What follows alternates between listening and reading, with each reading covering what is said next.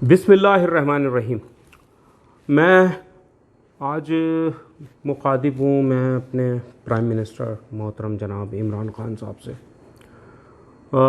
जनाब आला, मैं डेयरी फार्मर्स का नुमाइंदा हूँ। शाकिर उमर गुजर मेरा नाम है और मैं आपको बता दूँ, हम आपको बारहा मुखातिब करते हैं, तहरीरी तौर पर लिखते हैं, पर हमें कोई जवाब नहीं मिलता उसका।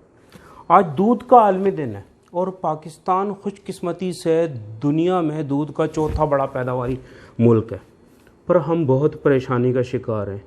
वो इसलिए कि पिछले दौर हुकूमत में बेतहाशा और बेदरेग खुश्क दूध और वे पाउडर इंपोर्ट किया गया, जिसकी बुनियाद पे मिल्क प्रोसेसर्स ने उस वे पाउडर और खुश्क दूध को दूध के नाम पे बेचा और जो किसान है वो तबाह हुआ। तो आप सबको ये समझना चाहिए, मैं आपसे मुद्दबाना दरख्वास्त करता हूँ कि जो कारपोरेट डेयरी फार्मर्स हैं, जो रिवायती डेयरी फार्मर्स हैं और जो कमर्शियल डेयरी फार्मर्स हैं, जो मुल्क की मईशत की रीढ़ की हड्डी हैं, उन्हें तबाह करने की पॉलिसी पिछले दौर हुकूमत में बनाई गई और फार्मर को तबाह कर दिया गया।